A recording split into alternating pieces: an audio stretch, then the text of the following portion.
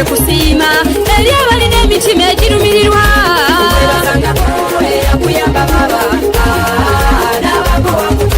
ekigambo okuyamba ndokizanyisa abangi babeera n'obusobozi n'ekibalema okukola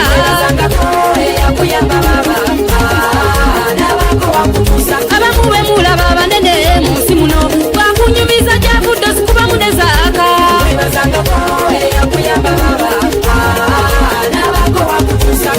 abangi kwabo bafiirwako abazadde ku myaka emimpi ddala wamma tunuulira obulumi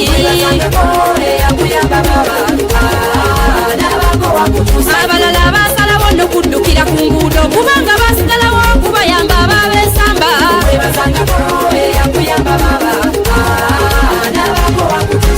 nammwe abayamba mumanyi okwefuula eri abo be muyambye ne mubasimbamu oluseke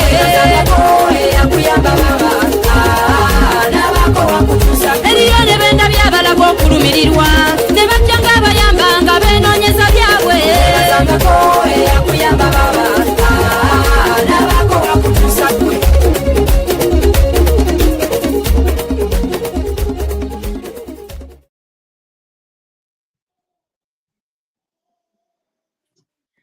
Yes, indeed. We're back again with the Afro-Day reports, and the time around we're just going to be dealing with the Diaspora Diaries, and this time around it's the man himself, Dr. Aggrey, the one who gave us, a lot of surprise last time when he was sharing his experience in the agriculture field and how he traveled from Israel, then he came to Denmark, and then in the process there, he encountered the driving license, an area where we wanted to scoop, and then we see how we can make it even, or how we can share more of his experience on how he got it, the challenges, and how he made it. Yes, just call a friend and a friend. Let them know that we're live on Afro-Day Reports, both on Facebook and YouTube, simultaneously live. You can share this link, and then you can always share. You can drop a comment in the as we're going to go on, and your contribution will be quite paramount. We believe in sharing and caring as a slogan of Afro-Day Reports. The more you share with us, the more we also get the zeal to get more and more for you. Yes, the day today is just the 5th of December. I would love to say happy birthday to all the December babies. You're doing really great. Yes, we wish you the best. And those who have really encountered challenges in the past month, yes, we believe you're not alone. We all sail into these hurdles.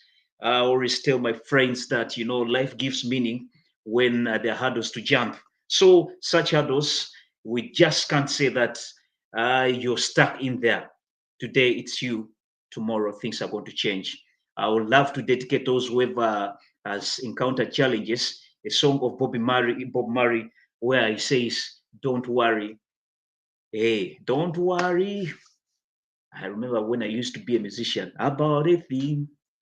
For every little thing will be all right. So one day things are going to change.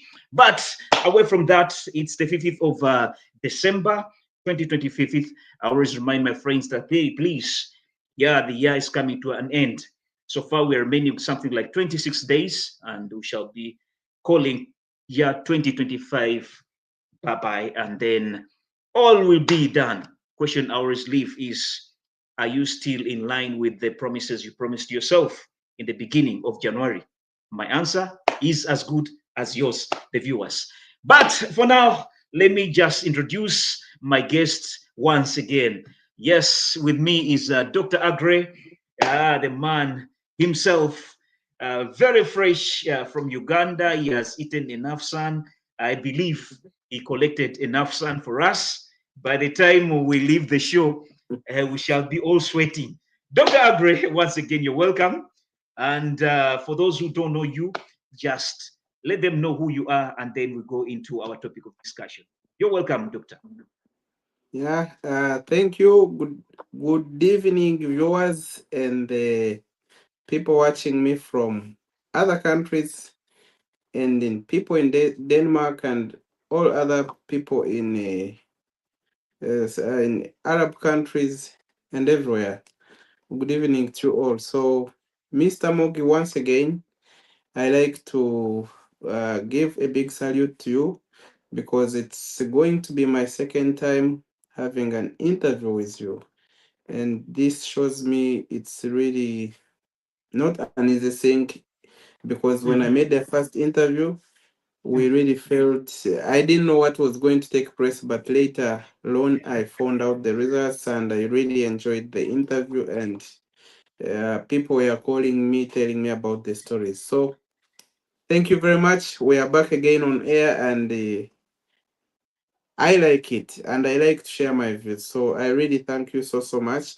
And then the big salute, the Afro Den team that always really look for people like us who know nothing about media and how it goes, trusting us and giving us that confidence to be on media. It's not an easy Mhm. thing. So, Nice. in my introduction, I'm Dr. Aggrey, chairman, uh, working as a farmer, and I'm a farmer by professional. So today I'm here not to talk about farming, however much I'm a farmer, but there are always agendas that follow farming. So I'm here for that, to speak just one department that can also help you when you're doing your farming job. This agenda also matters a lot for most of farmers in Europe. And it's the most demanded by all people that have traveled from Uganda to Europe as of today. This is what Mhm. everyone yearns to have, and that is a European driving license. So we are here to talk about this, and I'm very glad to all the viewers here. We thank you for taking your time and view me and Mogi what we talk about, and we really appreciate your time for subscribing to the channel, for subscribing to Afroden Reports on YouTube and Facebook. So me, I'm always glad when you meet Dr. Agre, when you meet Chairman, I'm always available for you guys. And this also goes to people who will see this interview. We have proposers and opposers. To me, to me as Dr. Agre, I have nothing like a crush or a beef on someone, but Yeah. I'm here as a as someone who gives advice to people and someone who wishes to help people and give back to the community. And my motto that always drives me every morning is that regardless we move, advise and help. So that is my mindset. So all the viewers there, take it right from me that we just need to advise, help and move. And so for proposers and opposers on both sides, I call upon that you support the motion. So in this interview, let's not be one side or other sides, but I apologize to those ones that I did bad in the first interview, and I still apologize to those ones that I'm going to make bad in this second interview. So please feel free. That is life. We are helping people. This interview might not help you. It makes you feel like bad, but it will help your friend or your brother in the other hand. So please feel free. If you don't like it, you're not forced to watch it, but I request that you watch at least half of it before you go. Thank you very much, viewers. I love you all. Well, it's a blessing from Dr. Agre. Yes, live still we're having Bwana Masagazi saying salute to you. And yes, people live, you're just welcome. Yes, we are going to sail into this topic of discussion. And then I know it's an area where we feel these are just diaspora stories, and people have got touching stories. The more you share your story, you never know the lives of people you're going to touch on, the lives of people you're going to give confidence. I mean, also to pick up from that, because what I believe in is we learn from one another. Your experience might be something victorious for me, or it can give me the courage. So while we are dealing with this diaspora stories, I will encourage everyone, whoever has a story to share which is touching, please just hit our inbox, just call us, and then at least you share. Sharing is caring is the slogan of Afroden Reports. Yes, diving into our topic of discussion, one thing I believe behind every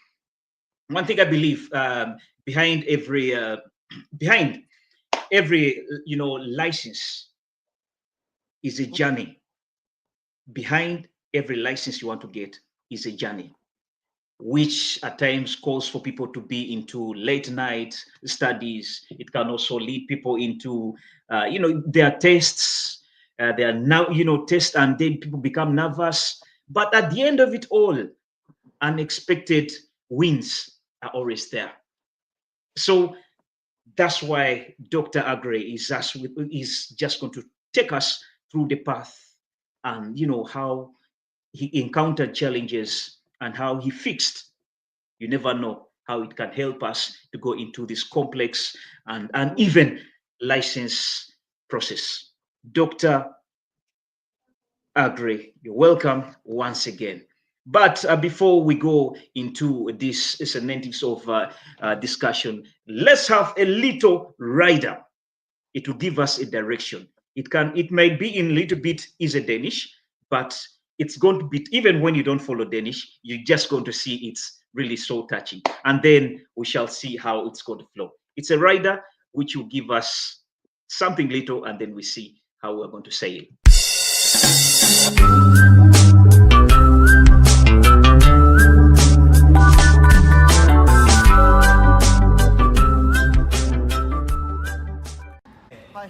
ديسكالكير يلا ابو عنتر يلا حبيبي اطلع يلا روح على اليمين هون على اليمين فينسترا ابو علي الله يبارك فيك الله يطول عمرك ابوس عيونك Hvordan kender du kender så mange mennesker? Jeg kender det hele, det er familie. På den gade 700 mennesker vi kender. Abu Shrik, حبيب قلبي حبيبي. Vi er onkel fra fætter, fra hans søster, fra hans mand, familie. Jeg er helt forvirret lige nu. لك شو forvirret, du har givet mig hovedpine, وجع الراس. Du stiller spørgsmål, du kender ham, du kender du kender ud. Er jeg bestået? اسكت. Undskyld. Jeg har lidt hovedpine. Stop her. Jeg skal lige have min medicin. Hvem er ham der? لك اهلا وسهلا حبيب قلبي كيف الحوال؟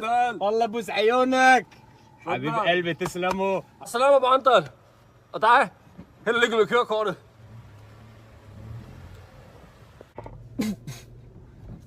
Abu Anta, hvad fanden er det for noget røg, mand? Det er medicin. Har du problem, den hjælper dig. Du har ikke stress. Har du kærlighedsproblem, den hjælper også dig, habibi. Jamen, den giver dig kraft, jo. Det er slet ikke godt at ryge som... Lad hold kæft, mand. Du snakker for meget for helvede. Wallah, det er ligesom pige. Hold kæft. Den er meget røg. Skot, wallah. Må jeg ikke åbne vinduet? Der er ikke så meget kul mere. Hvad mener du? يا ابو داي فهمنا. Hvor kommer han fra? اسكت ولو اسكت. Ryg. حبيب قلبي بوس عيونك.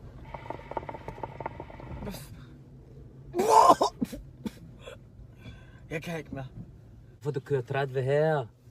Jamen, der står 30 jo. حبيبي ده عيك بوليتيك. ستوب هير ليه مليت يسكلي انت ان الشباب احلى عبوداي لي هورتي يلا حبيبي 1 minut jeg kommer.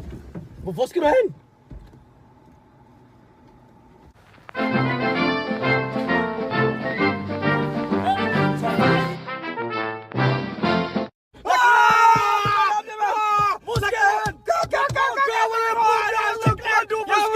Şoğlu eşekler, ibneler paramı çaldılar. Aç verin. Allah, fucking die helvede, svin. Læg mig med ham, der Abu Anta!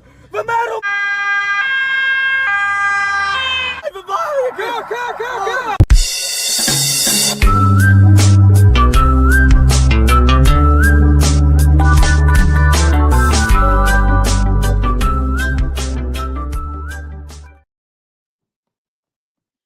Yes, one of the most challenging thing in the driving license is the instructor you having. The man who was in the Arab outfit, the kanzu. He was the instructor, and the other one was a student. One of the biggest problem why people are failing with the driving license is the instructor you're having as your teacher. Welcome to the Afroden Reports, and let's go straight into the Diaspora Diaries with Dr. Aggrey. Yes, Dr. Aggrey, first things first. Just a little statement from you in one word or statement. Why does the license process feel difficult across Europe? Well, thank you very much, Mogi. The license process feels difficult because it sounds as there is no time for it to achieve it, because all the time you're in the work from Monday to Friday, and then they need you to go for training for this driving, and the time they need you and also the money you need to pay, it makes it feel difficult. And also achieving it, like, it's not easy because you don't have it and you can't drive to have it. So if you're not driving, it will be very difficult for you, for someone like, for example, in the farm, in a very deep village, to move from his farm to go and train to the driving school in the city. So Mm, it's really very, very difficult because it's always hard from home to go to the training school or training center, and then you mm, don't have it, so you're not allowed to drive. So it's a little bit difficult for it to find that fixed time to have it. And also, when you're going to have it, they are not going to pay you. And even after achieving it, they will not pay you extra money for achieving it. So it will be like you putting in money, but you're not going to gain it out. And so it makes it very difficult. yes, by the time we come to the end of this discussion, I guess would have gotten the exact meaning of what you're trying to say. Ride us Yeah. through your experience. Where do you get the empathy? Because you've been driving in Uganda. Why couldn't you just use your Ugandan license? Just sail us through your your real story about Yeah. this driving license. Sebo, uh, the floor now is yours. So Mr. Mugi, What gave you that about the drive? driving. What gave you that drive to see that, okay, I need now a driving license? What made me to have that is the mindset I had. You know, from the beginning, I'm speaking on behalf of many people who are watching me. And many people are still students in Denmark. Like, for example, they have just come in Denmark, then farms. Always when we come, we have 18 months. And we always say, if I will finish my 18 months, I need a contract. That is in your head, in your brain. It's a mindset. But you're not Mm-hmm. thinking of life after having a contract. Yeah. And then when you win a contract, a working contract, after 18 months, then your farmer employs you. Your mind will tell you, like, okay, I'll work for 2 years and I go home, because if I get this money I have today and I work Mm, more 2 years, I think it's enough money for me to beat the future back in Uganda. mm, mm. But when you stay here for more 2 years, then the weather changes and the working conditions changes. You find Yeah. yourself that maybe you're riding from home to work, and the welfare is not good for you, because in winter, if you're riding a bike from home to work, it's a little bit Mm, hard. Then you find yourself you can't access services like, if you like to see the doctor and it's winter time and the bus leaves in the road, before the train and the bus disappoints you and you pay again for the DSB, you will not know the purpose of achieving a driving license. oh, yeah. Before you lose the job and you go to a new job, when you see a new job post and you read all the statements, we need someone with experience of 3 years who can speak English very good. Then down they will put notes, but you must have a Danish driving license. You feel like the job suits you very well, you have all the qualifications for the job, but down here they will put there are always two words that get us out of the job competition: a Danish driving license and a Danish language. Mm. So, in most cases, when you have one of these two, these people that the employers always kill one eye to fill your pardon, to give you a job. Yeah. And so most of us here, when we came, we had the like we want to go home after 2 years, but as time goes by, you find yourself like you joining the system whereby you captured and you'll not go home soon. So this causes you to think further than we are doing in the first time round you reached in Denmark. Mm. And the things you first trigger to have, the easiest thing, because a Danish driving license and a Danish certificate, a Danish language certificate, I think the license is much easier than having a Danish language certificate. So when you want to die, you will always first by trying your hands before taking the head. Mm. So the hands go first. So here you want to stay in Denmark, but another leg is in me. I'm going home, but your head is here, but your legs are trying to pull you back home. So this Danish driving license, in most cases, helps you to give you now a new mindset, a new forum of how you should think. So, for example, after winning it, you could not go and invest in a Danish driving license, 40,000 Danish krona, when you think of going back home tomorrow. Mm. I think it could be useless. So, to me, I found when I got a contract, I worked out, I got some money. The mindset I had of going back home in very shortest time, it changed. And that's why I had to go for a Danish driving license. And also the working conditions. Every morning when I ride on a bike, 4 kilometers, and there is snow slowing to my eyes, I already felt very hard, very bad, and I had to look for a solution. And they say if you stay in any kind of life that you're not stretching or you feel comfortable, just know you're finished. So I had to look for a solution like how can I get out of this bad condition I'm working in? For example, you're sick, but you can't visit the doctor in time because you don't have a car to drive to the doctor. Mm. So all this triggered me to start a process of having a driving license in Denmark. And then also I feel like, okay, if I'm changing my condition, I need to change the workplace.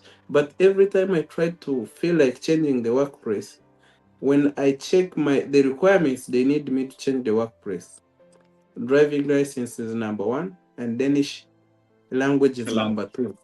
Yeah. Mm. I have the skills, I have the professionality, I have the qualification, but to be fit in the system of Denmark, there are always major two qualifications that will need you to be at least much considered than other people you're competing Mm. with to have such kind of certain kind of a job. So, cutting the story short, I started my driving license some time back. And to me, I thought it is something very easy. Like when you consult from friends here, actually, the friends we consult, then some of them never passed through the process to have a Danish license.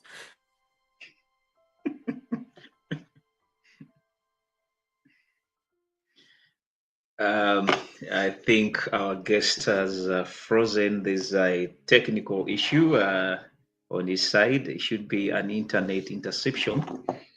Yeah, but indeed, So it's okay. it's some unstable Wi-Fi maybe. Oh yeah, yeah. Yeah. Mm-hmm. So uh, it sounds easy in many. Yes, when someone says I want a Danish license, you would feel like maybe you want a Ugandan license. How it is easy to get a Ugandan license. Also in Denmark, when you're here and you have a Ugandan license, you'll feel like it's easy until you try it. So many of people have tried. and they have passed through a lot of things like I did. I myself speaking, I have a Danish driving license, but I failed 7 to have this Danish driving license. And We didn't each get time that. I What? fail, I Come could again? pay. You did what? I own a I own a Danish driving license today, and owning it failed 7 times to own a Wow. Danish driving license, and I was driving a car with a Ugandan driving license.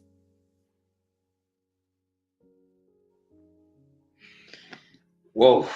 His So internet this is. gave me Mm. Yeah, so this gave me a different experience and a different feeling and a different character about a Danish driving license Mr. because Aggrey, I before Mr. Aggrey, one would love to know, yes because if you shed more light on this, you've been driving in Uganda and you had a for driving 10 license. years. Why won't you just isn't a Ugandan driving license not applicable here for someone No, who's just no, the Ugandan license is always applicable for the first 90 days in Denmark. And if you've finished more than that time, you are advised to go and look for a Danish driving license. So to people who are new in Denmark, when you're here, your license can drive for the first 90 days. But if they exceed and you may be here for a longer period of time, then you need to look for a Danish driving license. And Uh, some cases, do you encounter the same challenges like the person who has just started? Case in point, I've just come here and I've finished with a Ugandan driving license, and the 9 months have collapsed. Do I need to start over like a new beginner, no, or there is a replay? there are two processes of what I know. There are two processes of having a Danish driving license. There is a process of that person who never drove before and who doesn't have a Ugandan driving license. And that is also a process that it's a little bit bureaucratic. It takes a little bit lot of time and a lot of money because then you need to go in class for some specific lessons and you need to go for more practicals than someone whom they found that is having a Ugandan license. Because if you have a Ugandan license, you come in for exchange of your driving license into a Danish driving license. Then if So you you don't go into all those semantics of like a new beginner. no wait maybe I can speak a little bit of how I got the Danish driving license. It is like I had a Ugandan driving license. And when I come here, I had to change into exchange of my Ugandan license into a Danish driving license. But they always give you a condition. In this exchange, you will go to, when you take your Ugandan license, they will confiscate it. The commune, or how we call the commune in English. The commune, people here know the commune or Municipalities. the Municipalities. municipality. Yes, the municipality always take this license because now you have requested to exchange your Ugandan license into a Danish one. So since you want a Danish one, they will take this, and so you start the process of achieving a Danish driving license. But before we go further, there is always like a process of going to the doctor. That is the process number one. To your doctor, people in Europe or in Denmark, you know that everyone has his or her doctor, and then the doctor will check you if you have the eyes working well, if your mind is okay, if your blood sugars are okay. For example, if you're a big person like me and you look diabetic, they will always also take the blood samples for diabetes. Okay. So in this, if they find that you're diabetic, Danish driving license always runs for 15 years. But if you're diabetic, they will always give you a very short grace period, like for 5 years. to go back to a doctor for a checkup. So Compare and contrast this medical checkup. Can you relate? Is it relatable to what you had in Uganda? to be honest, in Uganda, I didn't have a medical checkup for driving license. I didn't have it as me, but But is I it had mandatory? Ugandan driving license. But But in Uganda, is it mandatory? in Uganda, I don't know as of today because I got my driving license last 10 years, but I never visited any doctor. However, I went to a driving school in Uganda that taught me how to drive. That is Divine Brother. But in Denmark, I found that I had to go to a doctor whom I didn't visit in Uganda. Good thing the doctor checked me and my eyes were okay. My everything was okay with doctor's report. And So you are I good to had go. to, yeah, I was good to go. However much it is bureaucratic because you go to a doctor and they tell you in the next 1 week you're having results, then you have to wait again. So all this will take like 1 month. So after a doctor, you go to the commune. So the municipality will take your Ugandan driving license after receiving the doctor report that you qualify to exchange your Danish driving license. No, Ugandan driving license into a Danish one, because without a doctor's report, then the municipality will not consider you like you need to change. Maybe they will think you are crazy, or you're having you are short-sighted, or you're long-sighted. So it's more important that you first visit the doctor before you go to the municipality. And so what the municipality does, they will send your Ugandan driving license back to Uganda, to the Ministry of Works and Transport, to prove if it is really true that you achieved this license from Uganda. So my brothers and sisters here in Denmark, don't bring the NASA driving license. The NASA, not the original. In Denmark, they want original because they will send it back to your country for satisfaction, Wow. to satisfy if it is true or not. So I advise everyone here who use the NASA to get to be here, don't provide it because you'll cause yourself much problems. So I think this will take also like 1 month for this process, for the Ugandan guys to reply that this is original or a photocopy. And if you, as soon as they get the feedback from Uganda, they will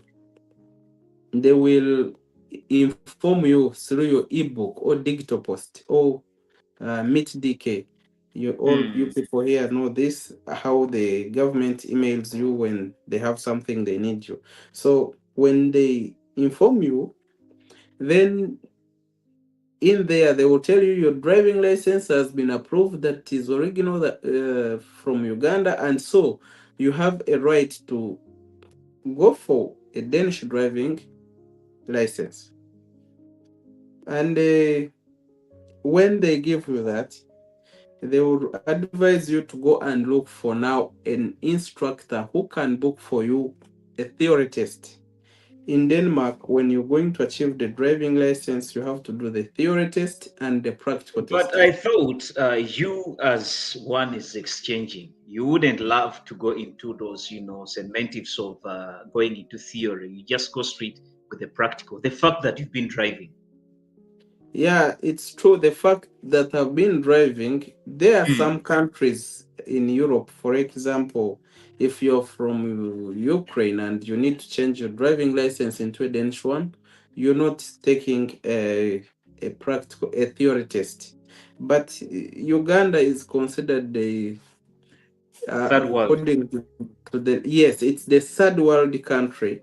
And so since I'm from there, both my license and my passports, they are always considered like we are the third world, and we need to accept this, that Uganda, we are developing. We are also not standing, but we are developing our ways to be like them. So in this case, it's you who needs them. They're not the one who needs you. So in this case, you don't have choice as a Ugandan that me, I need practical because I've been driving.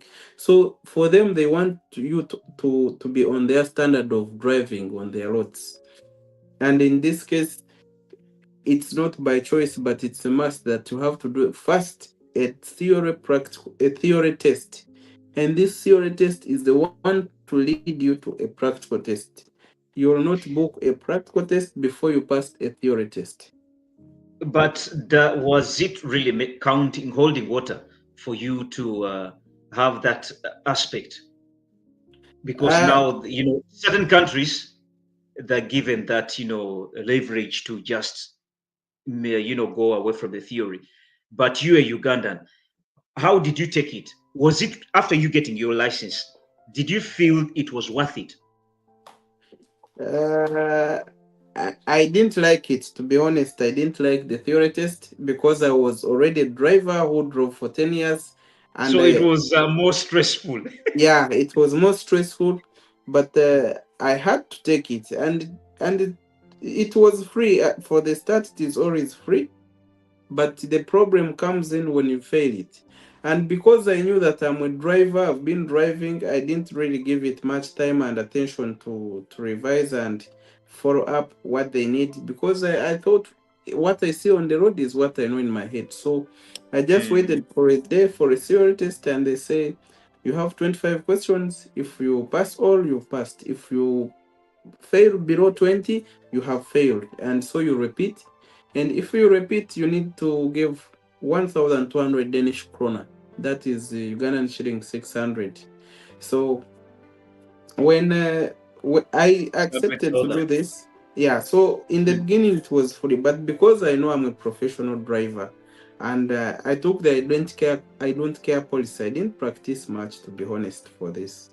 And of course, I waited for test, and I went to the test. It's computerized.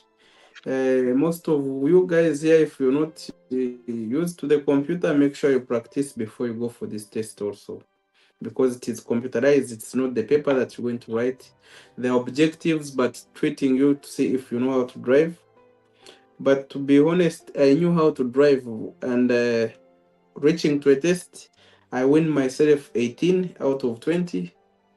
And so the computer marks you from there. Before you stand up from your computer, it will show you that you failed.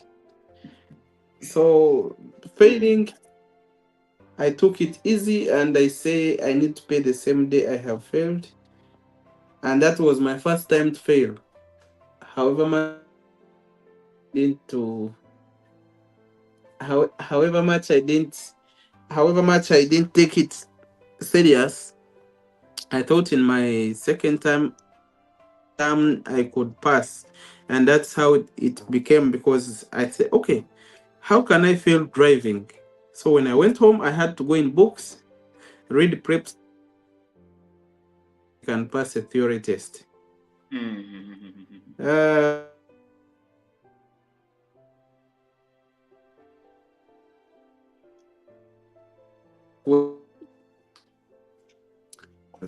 So the internet is up and down. But the worst part of a theory test, it's like you have practiced for 1 month before you go for a theory test. But when you fail today, the next booking will be in next 1 month after you have paid. But then it makes your brain sleep again and forget the system and forget the process for what you have revised. So I think Mm. that was my worst problem with these people here.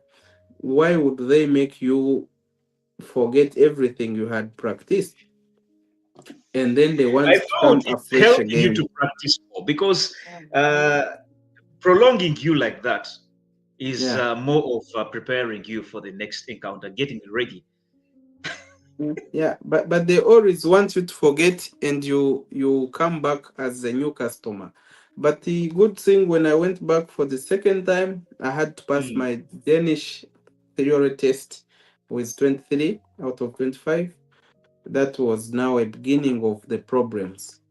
And when I passed, now my friends, now bro, you finished, and because you know how to drive in Uganda, now here you have passed. So for practical, you will just pass. And to viewers who are watching me, these things of driving, they don't need you to speak much. Whether you passed before you get your driving license, this one. Don't speak much. Neither the friends or family, just keep quiet and do your stuff. Because the more you speak, the more you fail. I win my Danish theory test and I spoke much. All friends, I say, I've won this, and everyone is telling me, you'll pass because practical is easy. But it was the beginning of problems. Uh, so I had to wait also 1 month to book the practical test. So when I booked the practical test, I had an instructor who could make me to go in and drive with him. But of course, most of them are interested in money because every time you drive with him is 35 minutes, 600 Danish krona, that is 300 Ugandan shilling. Now you can imagine for us in Uganda to get our driving license, we used to get it at 400 and you have Ugandan driving license those days. But here, just to drive with someone a car for 35 minutes, you're paying 300 Ugandan shilling, just 35 minutes. And now you need to drive with this person every evening after work. And moreover, it is winter, it's already dark. You're driving in new roads, you don't know where you're going. It was really not easy. So the guy told me, you're a good driver. I can book for you a practical test now. And of course, I went as Aggrey. I knew I'm going to pass. But I was a little bit, because I talked to many friends and they told me you'll pass. I didn't give it much attention also. And already I believe in myself. I know how to drive from Uganda. So even the date to go for a test, I knew it is going to be 14th, but they had wrote me 13th. So on 13th, I woke up with other different programs. I'm working, I'm at work. So 20 minutes to the test, my instructor called me and say, Aggrey, you're not showing up for the test. So I personally blame myself for being disorganized. For the first time I went for the test, and I didn't meet my instructor to give me those key points like we're supposed to do it. Yeah, in the first round. So I lost the chance to meet him, and also had organized that before the test, at least we meet 30 minutes and he tells me what they will ask me like this. So I reached to a test unknowingly, like it was abrupt.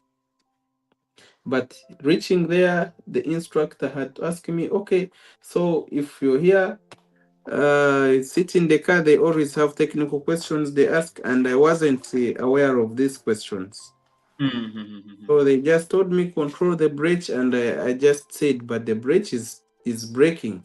It has no problem. And my first time I failed unknowingly. I didn't know how they mark. I didn't know what they do. So when I failed, now I took it serious. But taking it serious, I went home and because when I say I failed 7 times, someone says that there are very many, but 7 times, that is 7 times, 7 months. that's inclusive the practical and theory. Yeah, I failed practical 6 times and I failed theory 1 time. But good thing I have the Danish driving license today. But me failing these times, they don't seem to be many because every time it had a different reason why I have failed. So you could come and concentrate on mirror shoulder because last time you failed because of mirror shoulder. And now today they will look on the pedestrians, just an old man standing on the side of road, not even planning to cross, just on his phone, and they step the brake, they say you failed. Very small thing. You drive the speed, you need to drive 50 in the city and you're driving 52. So they say you failed. Just small things. So your concentration could go on the bikes on the road and the pedestrians, and you forget to make the speed in 50 and you make it 52. Totally you failed. So I was failing because of many reasons, but I think in my first failing, I became nervous.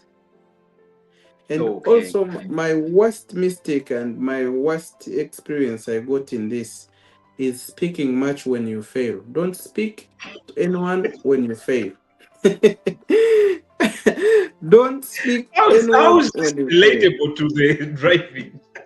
Because when you speak to people after failing, people will give you like hopes. Okay, you'll make it, you'll make it. And when you're going to the test again, you'll feel like those people are going to see you again failing, and you'll be nervous. And you find yourself thinking much and saying, "What will I say after failing?" So you just go in the car thinking you'll fail. And now what comes in when you really stressed up, you sit in the car, the examiner, before if he tells you stop, you start. When he says start, you stop. So I found myself driving on the side of the Uganda, like the Ugandan road, we are on left, and here we are right. So I find myself driving like I'm in Uganda because my mind is boiling, and I could fail because of small things. So what I learned in this is keeping quiet. That's number one. And number two is never give up on what you want. Regardless of what condition you're passing through, but never give up, because I first made the blame to my, when you are failing, you have a lot of excuse. So my first excuse was like, you're giving me a manual car. Now I have to change to automatic. That is when I first failed. So because it's not like I was not driving manual But car, but before you, in your first 9 months, you were driving a manual car, right? yes, I Did was you reach an driving extent manual car. of changing it to automatic? Yes, After, and to be honest, I passed in an automatic car, because when I'm driving manual car and you say mirror shoulder, and you look this, to be honest, you find yourself losing control on the road. And so I had to accept defeat and say, I asked the instructor, the this examiner himself, I say, but now if I use automatic car, because I wasn't sure that some people used to say, this is also very important. They used to say if you make a test using an automatic car, then you are not allowed to drive a manual car, and they will include in your license that for you only drive automatic car. But it's not like this. When you're going for a driving test, when you're exchanging into a Danish one, you have a right to use an automatic car, and I think it's a little bit easier. Don't use electric. Electric is also having its own problems about the speed. From Uganda, we not yet used much electric cars. So please use your benzene or diesel car, you'll be okay. But with electric, it has a lot of acceleration that moves very fast, high and down. So I also tried electric, but I failed one time with it. I said I can't go back with that. The issue was the speed now. But when you use when you're exchanging your driving license, now this is an advantage for people who have Ugandan license or Danish license. And then it's a disadvantage for people having no license. If you're having no license and you need to get a Danish license, then you go to school, but you will do a manual car if you want to buy a manual car on a test, because they assume that you must be knowing to drive a car you're going to buy. But if you already own a license, it means that you drive any kind of car. It's not specific. So when you go for a test, you have an advantage of using a manual car, an automatic car, sorry. So this is an advantage for people that already have a Ugandan license. It's the only advantage they have, and they also will take less time and money in the system than the people that are just going to start getting a Danish driving license from scratch. That is a different story. For getting a Danish license from scratch in here is a miracle. It's time consuming. If mine took 1 year, yours would take 2 years. And if mine took 10,000, yours will take 20,000. So it's double. Just get what I spend when I got mine, exchanging a Ugandan one into a Danish one, and you multiply by 2. Then you'll get. So if I failed 5 times, for you fail 10. If I paid 10,000, you pay 20. If Yes, so, it's indeed. better for you to have a Failing Ugandan is license to exchange it into a Danish one. yes, indeed. Failing is part of human way of living. Yes, we always go in these encounters. That's why we came with this topic of discussion. Where I believe it's coming with its challenges, and I believe we always encounter a lot of experiences whenever we come to this. But yes, let's just have a little commercial, and then we see exactly how we are rolling with Dr. Aggrey's experiences. Let's just have a commercial break, and then we come back in full gear as we sail into his experiences when he's getting his driving license.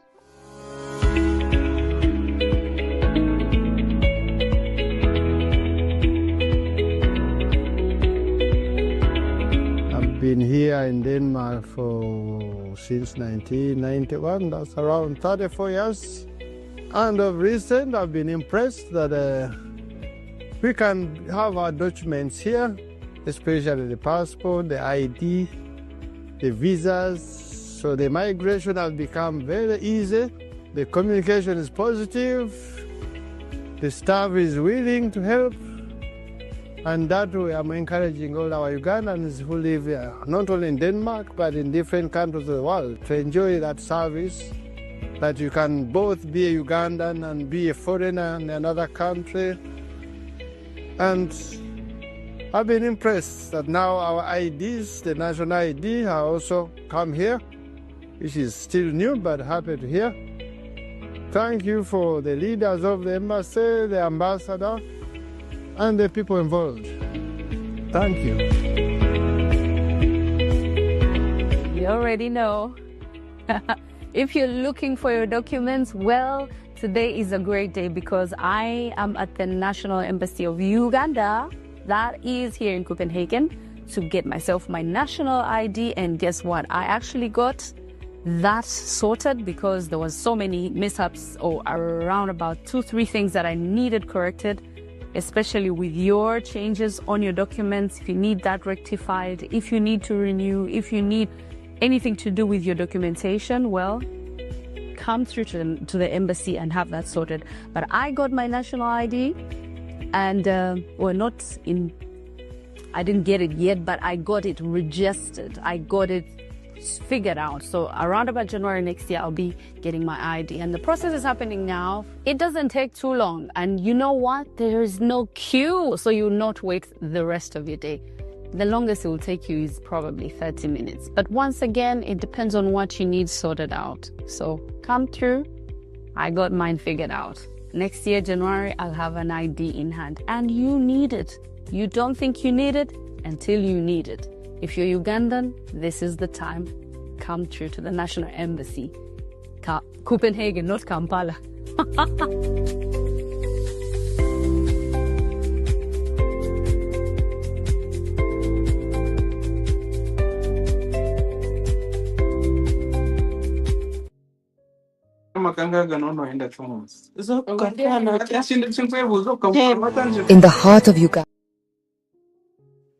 In the heart of Uganda is an institute designed to prepare students for rewarding careers in the vibrant hospitality industry.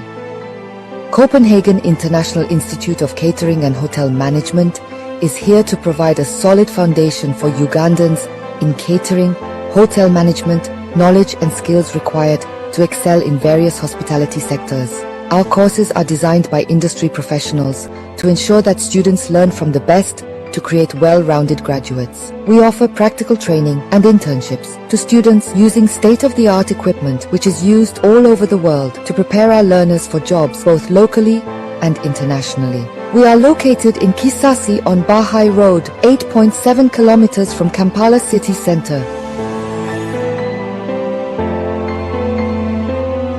Copenhagen International Institute of Catering and Hotel Management.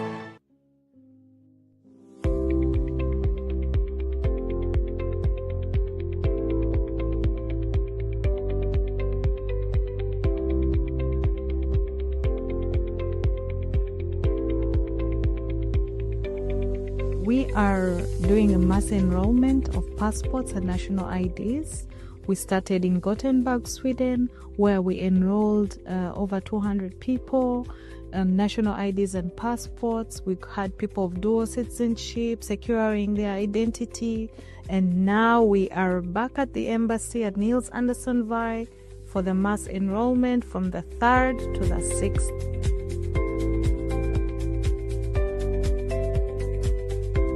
We're here as the National Identification and Registration Authority NIRA team to register citizens who are staying in Denmark and countries surrounding Denmark. It's been a very good but cold. I don't know how you guys stay here, but the weather here is so... I miss home. I miss Uganda.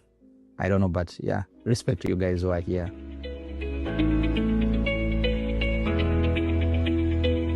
Back home, you need your ID to do transactions, land transactions, open bank accounts, and so many things attached to it to renew your passport. So please take the chance, come and register with us.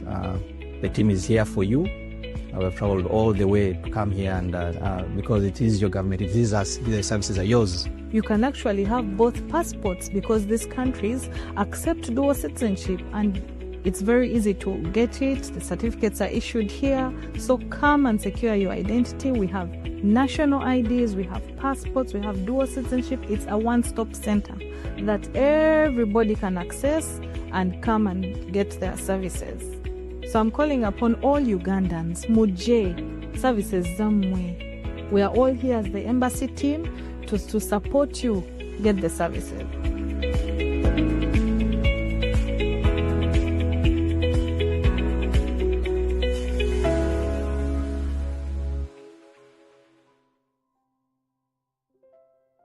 Yes, indeed, it's a one-stop center, and then that's a Uganda embassy, and they're giving you all these services. Whether you lost your passport, you want to get a new passport, you've never acquired a passport, dual citizenship, you want to have issues connected to the Uganda IDs, all services available. So just avail yourself there and then go into the process, and then you get it very easily. They're trying to make it easier for you. So any time of your choice, just make it and go pick whatever you want to get from the Ugandan embassy.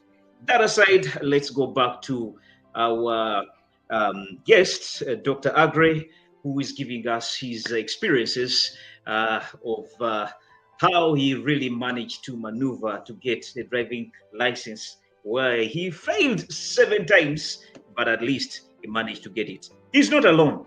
Personally, I've been there. I have failed, and later I got it.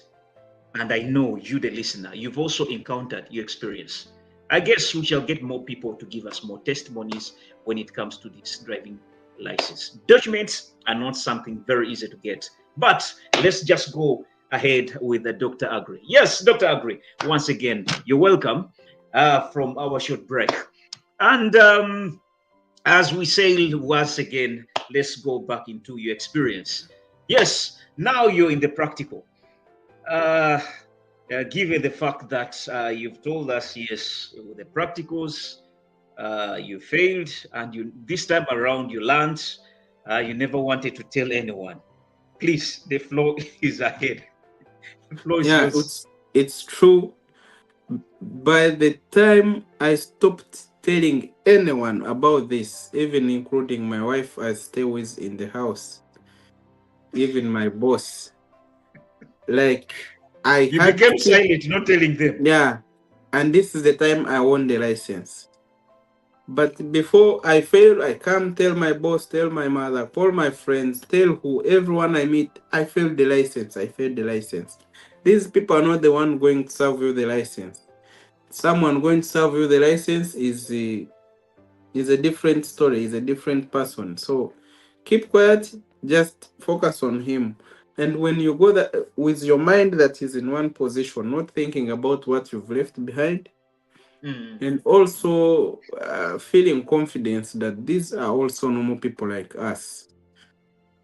But every time they used to come with, they always come with some big bugs in their armpits like this. These examiners, Oh yeah, and yeah. they are old, they are big, and they are not smiling. So you feel like you are nervous, You and become that is nervous. the beginning of you failing. And Is this driving test exam that really tense? Is it relatable to the experience you got when you're still in the college? yes, 100% relatable, because many things I did in a theory test and I studied in a theory test were applied practically when I'm doing the practical exam. And that is the reason when you're from Uganda to Denmark and you never drove on the Danish roads or you never did the theory test, you still lack that discipline in the roads on how people drive and how they should be driving. So before I used to see people like when you're crossing the road here, they really wait for you to cross the road like you're a king. And no matter what color you are, but people really respect you and they are not honing, they are driving, keeping distance to each other. I thought it was grown up in them, like it's their system, but all these things are taught in the theory test. The other things like drinking alcohol, you'll not meet the police telling you like don't drink and drive, and you'll not know the consequences of you drinking alcohol while driving until you do the theory test. But when you do the theory test, you'll know the consequences that can happen to you when you drink and drive. You'll know why the lights, if you'll know why you can't pass in the red light when it is red and you just drive in the red light. You know the consequences. This is theory test. In a practical test, they are just expecting you to be knowing that you pass through a theory test, so you know what to do. They will not tell you what to do when you reach to a road right. So in one scenario, I failed when I reached on the signpost with the word stop. And so there was a road crossing, like crossing roads, but there is stop. So to me, because I'm used to Uganda, in Uganda, you look this way, and nothing, the road is empty. So why would you stop when the road is empty? So those are some of the small things. This we see in Uganda is small, here they are too big. So I came to the crossroads. We call it kusiba mukatini, okwata just stepped in a little bit, looking all the road from this side and this side is safe. Cross the road. That day I had drove very good with the examiner. We okay. He told me, but when we reached, when we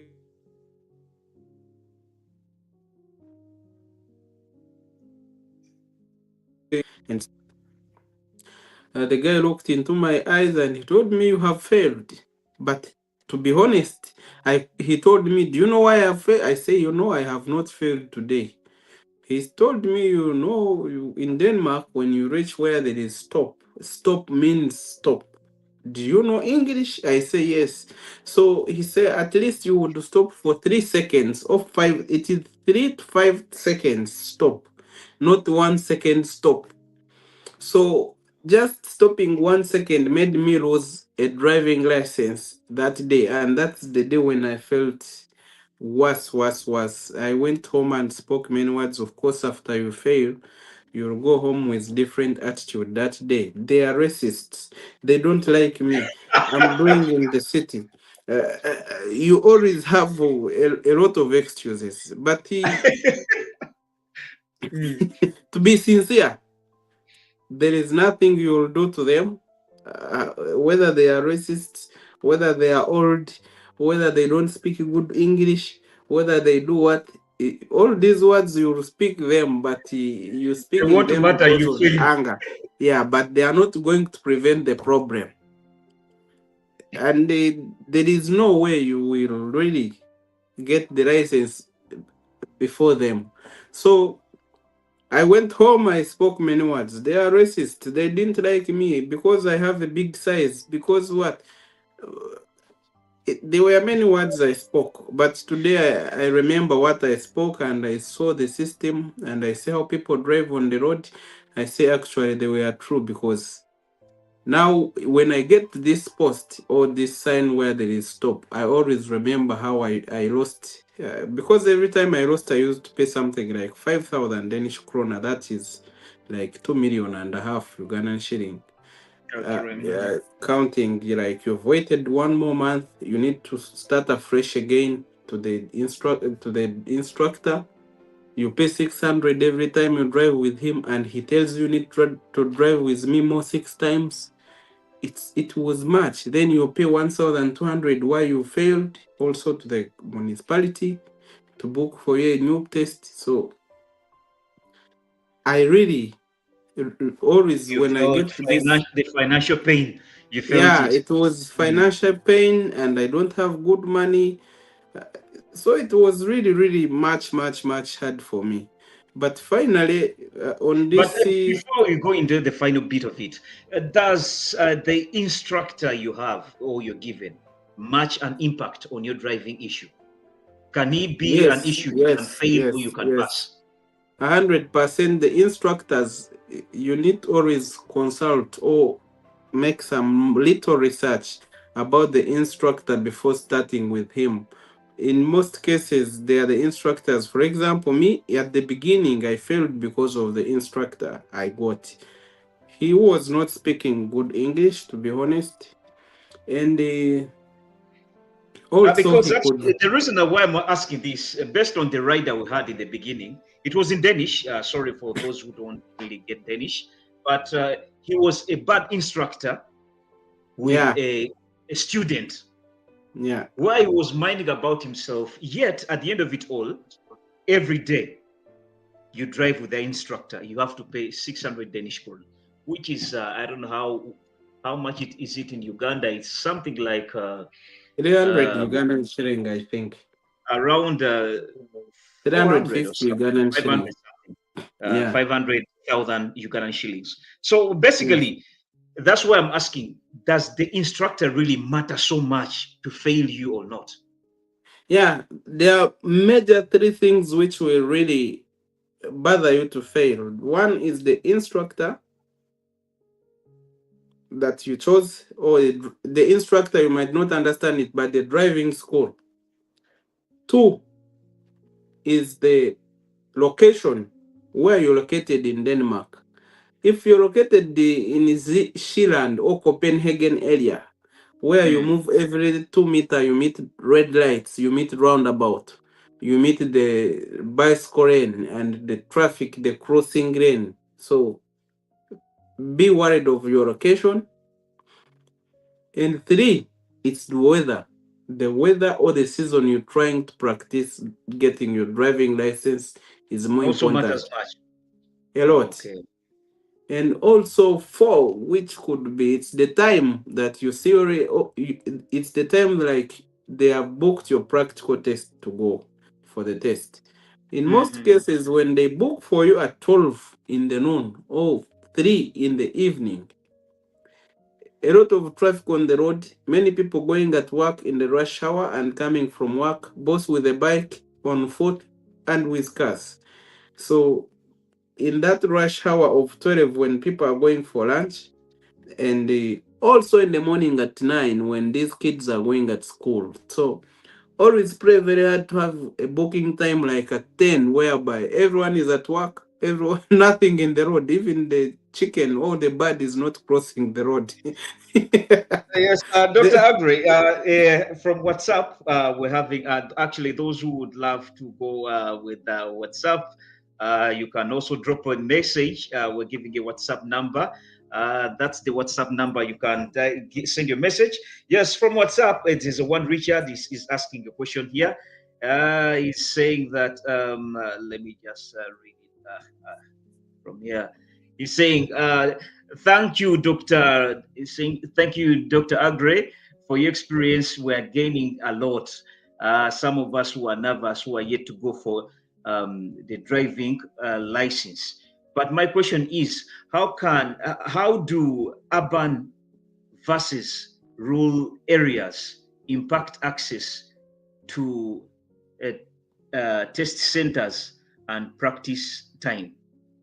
So I think the question is, what, in aligning it to what you had said, does it really matter to take your driving in the urban centers or to take your driving in the rural areas, Yeah, localities? because I took my driving in Nykøbing Falster, that is in Copenhagen area.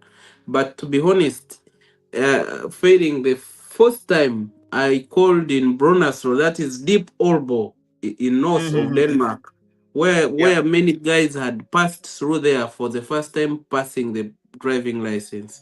So it's more important if you're in village, if you are in Denmark, but deep, like in the, maybe let's say you're in Skive, you're in Frederikshavn, those long areas, you drive 20 kilometers without meeting the red lights, and your own remitting nothing in the road. There is no traffic in the road, and there are no many roundabout, because No also many roundabout. road signs. Yeah.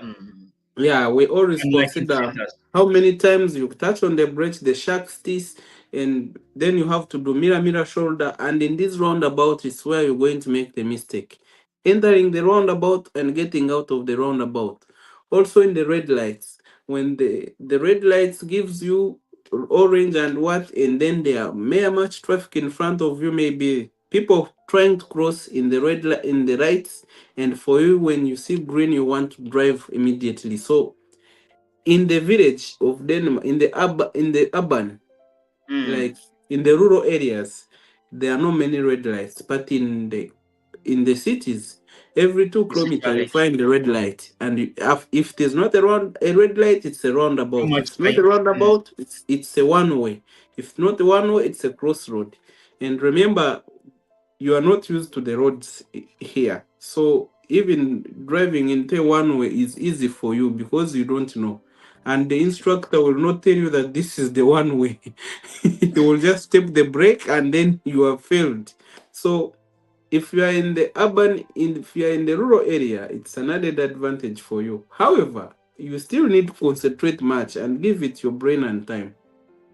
Okay. Yes, Yeah. let's go still on online from the YouTube. We're having a one marks. I think it was relating to one of the questions you talked about, where you said uh, uh, we're talking about your exchange program, your exchange license program.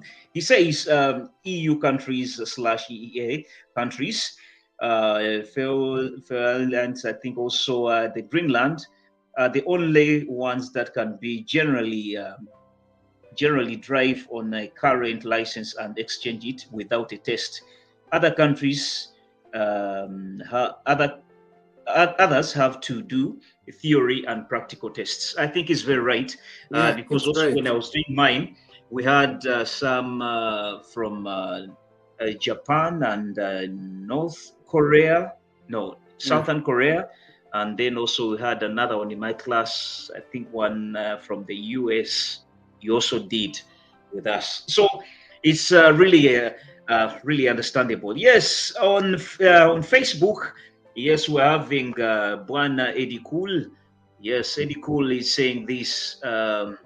Yes, he's saying, Smoggy John Remy, I think Aggrey should really take a moment to appreciate the level of the roads safety in Denmark compared to what we see in Uganda. In Denmark, everything is built around protecting lives, street drivers, training, discipline, road users, regular vehicle inspections,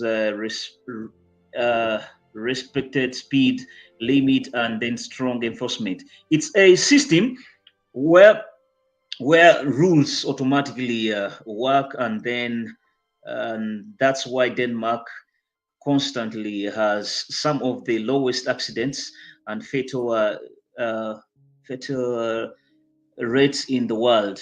Uganda has a constant, has a con, Uganda by constant faces, then he leaves it there. Yeah, I think these are all lessons learned because what Eddie Cole is actually trying to echo is that it's really paramount to have these challenges. They make you to realize the worth, and through Yeah. this, lot has been many people in Denmark are secure with their lives because of such um, trainings, which are seemingly to be stressful, yet they're helpful once you acquire a permit. Yes, Dr. Aggrey, as we go ahead, there is another question here from Sylvia Namakula. Sylvia Namakula is saying that um, uh, if you no, he's saying that wait. Sylvia Namakula is saying how do health, vision, and medical rules differ differently, affect legibly across countries? Basically, I think you were talking about still. Remember when you talked about the health element, when you took the health test and everything? So we were saying, how do they really differ? The ones in Denmark and those, the ones you took the other side. If you can give that in a brief. Yeah, for medication, like for example, people who are in diaspora countries, you know, the kind of medication we have and the kind of medication we have in our country. Here, it's not like you're going to see a doctor and give some Kintugani and then he gives you the recommendation later, like everything is okay on you. But also in Uganda, it's we are no longer corrupt in these hospitals. Actually, Uganda, we are really growing and we are doing some right things at a higher level. But for the medication here, it's like your personal doctor is want to give a report of what is on your body. But in Uganda, we don't have someone specific doing this kind of job. It's like when you go to Murago and when you go to Kabale, you'll still find a doctor to give you a medical report. But he is a specific person to do this for you. You will not just move from away from your doctor and go to Copenhagen and find a doctor to give you a report for this. It's he is your personal doctor and he needs to keep also this medical report for some good time. So, and also the things they test for in Uganda. I remember my friend tried to go for medical test for driving license. They never took blood sample from him, to be honest, but they checked the eyes, touch the left eye and right eye, and they say, you're okay to go. However, here in Denmark, when I went for a test, I did the same to read the letters A, B, C, D, and count 1, 2, 3, 4, 5. But because of my physical structure, you look big, you have some obesity, so they had to take the blood samples. This is my personal doctor doing this, and he told me we need to check for some elements in your blood. Maybe you have diabetes. We can't allow for 15 years, but you need always come to see the doctor maybe after a certain period of time. But good thing I was free from all that they were suspecting from me. Wow. So, like, there is further investigation about the doctors here and the doctors in Uganda. Wow. Then we go ahead. There's another one on Facebook where we're having Cassidy Jackson. He's saying that what should learners prioritize in the theory study versus the practical hours? Which one should they give more time? Practical or theory? Right now, learners, it depends to which kind of a learner, but they are all more important. But when you understand theory is good because you will be aware of fines. It will not help you having a European driving license for 1 month and they take it back tomorrow. because there is having it and there is maintaining it. They are two different things. But Oh, if yeah. you don't do it, if you don't really understand the theory test, but still you will not go for a practical test before you pass a theory test. And their system is you need to understand them before you pass them. So there is no shortcut in this thing of getting a driving license. You just need to understand what they gave you. Uh, one most important thing I saw on the theory test is that it will give you a different mindset in you on the road. You will really have an innate system of driving, a desire heart to drive. Because in Uganda, I was just in Uganda recently when I got to Uganda, because I made the theory test, and when you fail, you read it again, you will understand it. I hit someone just because we failed to give the right hand giveaway duty, which applies here. It's not applying in Uganda. So I hit someone because he didn't respect me, and I thought he's going to respect me like I'm always respecting people here. But unfortunately, I had forgotten that I'm back in my country. So in 2 weeks' time, I got in Uganda. I had to cause an accident. Reason being, I read the theory test and understood the discipline of what people have here. And when you go to Uganda and you apply this discipline, then you'll sleep on the road, because you'll keep waiting for people to also think like you're thinking, and they will not think like you. They will just keep Let me driving ask you, over. Dr. Aggrey, does this saying apply when you go to Rome, behave as the Romans? Because, I mean, because I'm trying to wonder. You are driving in Uganda. For You come to for Denmark. 9 years, yeah. Yes. Then you come to Denmark. All what you had now changes. Did you encounter challenges? You just recently from Uganda. Did you encounter challenges? Did Yeah, you a lot become at of some moment nervous when you're driving back home? yeah, true, a lot of challenges, because in Uganda I drove from Kampala to Kanungu, and on the highway from Kampala to Kanungu, I had to cause a road accident. Reason being, what it was very hard for me to integrate in the system of Denmark from the Ugandan system.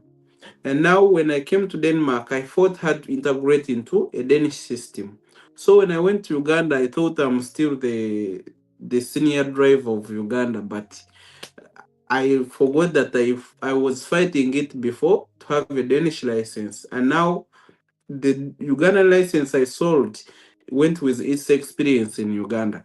So when I go back home, I had to cause an accident, and it was mean wrong actually, because I respected for much time they couldn't give me when I got in the road, so I was hit by someone, and I just had to be on my knees. Please forgive me. I'm ready to pay for this car I have destroyed. And but also the approach matters. For this person I hit, he was really a good guy, because I approached him very well, and we solved issues like men.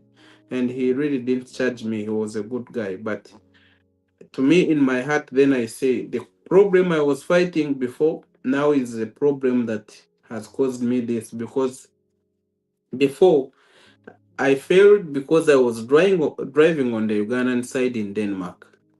Then when I got to Uganda, I made an accident because now I'm driving like a Danish person in Denmark. So it's really confusing. And now I think when I go to Uganda, I will have a driver, because the driving system in Uganda will make you like you see the cow is crossing, people don't move out of the road, and the chicken is also passing in the road, and also the dust is coming up. So like in the road there is a cow, there is a person, there is someone selling shoes, there is a bicycle, and there is also a big hole in the road. So you will lack what to do in this kind of situation. But in Denmark, you will not hear someone honing, because in this situation I've told you in Uganda, then another person is honing, like making noise for you on the road, and there is no reason but just saying hi to the friends. So this is a discipline I've really seen in Denmark, that when you drive here, you will really respect people on the road and you understand people. And yeah, I really feel not like Uganda is not a bad country, but our system of driving is good only when you have been in Uganda, not driven outside here. Yes, Dr. Aggrey, we're almost coming to the end of our show, but before we go for a commercial break, let me just have another question, and then we shall have another something like 2 questions, and then we shall call it a wrap. But before we go for a commercial break, just give me this one in a brief. What should the learners actually do before they begin their license journey exam? A day before, Learners, what should they put into consideration? before they go for practical license or for theory? It doesn't matter. You can give us a package of the two. A day before your exam, what should So one willing to go for the driving license put a into day consideration? before to their exam, they should not speak much. Don't tell your friends, don't tell your mother, don't tell your father, don't tell your boss, don't tell your workmates. Just leave work, have time to Mm, rest, have a sober mind, and try to also refer to some videos on internet or YouTube for driving in Denmark. You can mm, be there is some app called prove.dk whereby you go in and practice this maybe theory tests and also watch some videos mistakes mm, that are carried out when you're driving in Denmark and try to read this. And also, please focus much on reading technical questions before going for a practical driving test and understand them. Most like me, I failed first time because I didn't revise the technical questions. So before you go, it's my advice that go on YouTube, watch some videos that can show you how to drive in Denmark and really have enough time to rest. And also, when you wake up in the morning, take a lot of water and breathe in for some good time. Make your mind free. Don't think about many things, how you're going to maneuver, how you're going to fail. Don't cram anything. Just go with a free mind. Because before, you could even sit in a bus and you feel it's you driving the bus.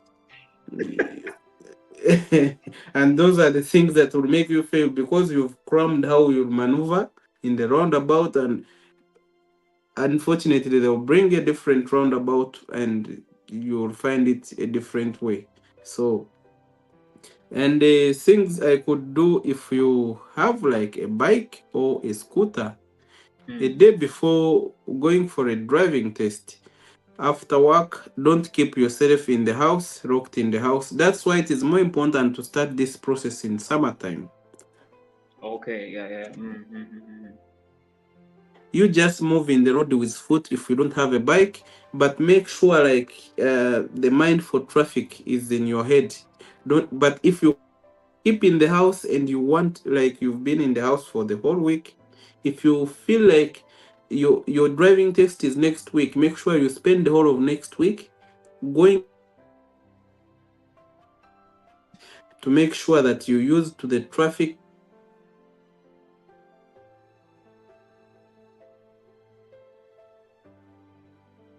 flows. But when you just come from home and you want to run to the city for the test, then that's the big problem. Your mind is sleeping because you know our Danish homes, they are always far away from the city on the countryside, like we farmers. So it's most important be in the city, at least have a bike, pass in those roundabouts, and try to do the exercise for the neck because, to be honest, Exercise for the neck. yeah, all this made me fail because if you do not do the exercise for the neck, the examiner will say that you didn't do the shoulder. But at least when you do the exercise for the neck, even if you forget, but when you're driving, you're like this, he will say you've been observing the shoulder, and that's the trick too. Mirror, shoulder. Mirror, shoulder. Yeah, Oh, mirror shoulder. oh. So make sure your neck is ready to turn. And I Mm. think if you do all this, I have since I failed, I have helped, I think, 3 people to get their driving license, passing first time, and no one is failing because they learned from my mistakes. Okay, yes, Dr. Aggrey, yes, technology is way paramount and it has changed a lot of things. We see very many people, relying on technology. Yes, of which we can't run away from it. We've seen a lot of online classes. And in theory, some people prefer going to classes practically, and I mean, physically, they're in class, in the driving classes, driving schools, and others prefer doing things online and then they just go straight on that same day into the practical. I'm talking about the theory. Which one would you recommend? Would you recommend one just to stay online, or it's quite essential one to be practical physically in the class? Yeah, I think, to me, I passed using online. I didn't go in class for theory stuff. And to be honest, it's wastage of money and time if you go to class for theory practices. Because if you go on Google, you write in proof.dk and they will give you all the theory tests and you practice by your own and yourself, not in class. Because in this situation, you don't need to compete with someone in class, but you need to compete with your mind. Most important is to understand what they will ask you. And if you understand this, you'll pass. But for people like you never drove a car in your life, and you need now to drive, you need to go for classes. But someone who drove a car, it's just an addition on what you already know, and it will be easy for you to understand when you do it online because you already know the road system, you know, like 70% of the road, but you still lack simple things like simple signposts and how to maneuver. And so if you really know how to drive a car and you have a license, I advise you to go for a theory for online. Then, if you never tried to touch on the steering, I really advise you to go in school from 01 until you really learn how to drive. Yeah. Yeah, sign language is one. Signs are one of the problems which are always faced by people physically, mostly with the foreigners. At any moment, you learning driving in Denmark, I guess you took it in English. Yet some of the signs are in Danish. Was it an issue to you at some moment? Yes, it was a very, very big issue. For example, some signs, like for one way, they are always in Danish. And now also some signs like where the school is and children are crossing, they're also written in Danish. And in those areas, they always want you to drive a speed of 15. And so when you reach and you can't read what is on the signpost, you'll keep on the higher speed. And so you will fail because you're driving a different speed in a wrong area. So science is very, very challenging accordingly. Like Danish, they always teach us in English, but they don't change their science to be in English. And it's we who moved from our country to their country, so we can't tell them that change this to English. It's really in Danish, and it is a challenge. But then I don't say solution to it. The solution is to go to the Danish school and understand what the sign mean. But the license is the one to help you to go to the Danish school. If you don't have a license, then it's hard for you to be in the Danish school also to study language. So it's really confusing about that situation, Mogi. But I think in the future, let's not make it like signs are the big problem. The big problem is our minds. Yeah, because at a point there I failed because of one sign that they say stop, but stop was in English. To be honest, it was not in Danish. But me, the stop in Uganda, it's like they have said just pass and go. So wow, that's yeah. great. Yes, online year one. I would just appreciate whoever is with us. Just keep on sending your comments. Whenever you're having a question, the number to call is that. If you want to say anything, you can also call on that number direct. We can also get you, or you can leave a message on it, or else just drop a comment and keep on sharing and subscribe, so that we get more and more, so that you can get at least more and more topics handy with you. Yes, viva to those who are with us online right now. Eddie Cool, I see you. Stephen Cannon from, I think is the one from Malmo. Yes, more respect. But let's have a short break, and then we shall come back with only 2 questions, and then we shall be calling it a wrap.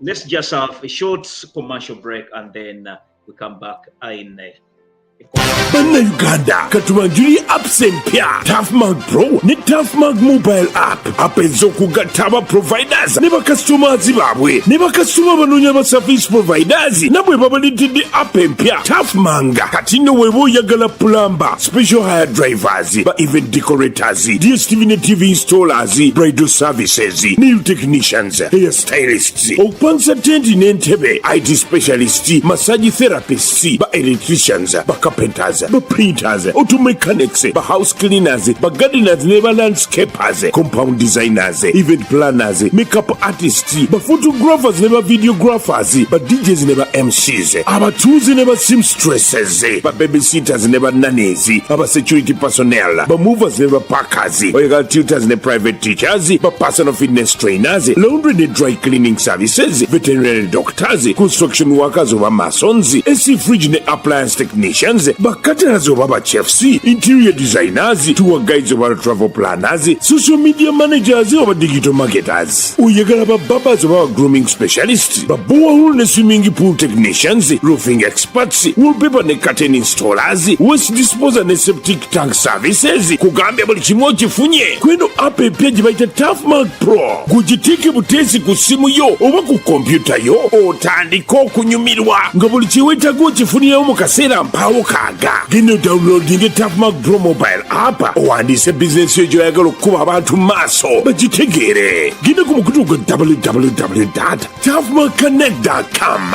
oba kuba 0701 Tafmag, Africa's best marketplace.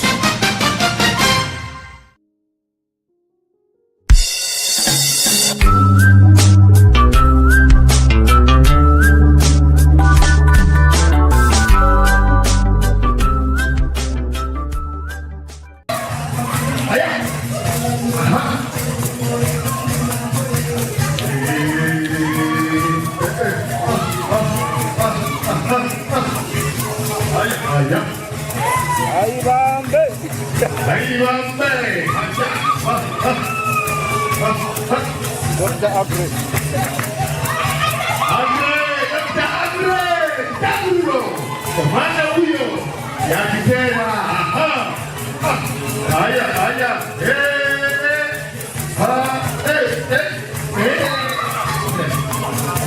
Mwato lina territory ya kusobola wano. Atandalye kulijja. This is Ziti Kambule. Uganda independence. Celebrations going on.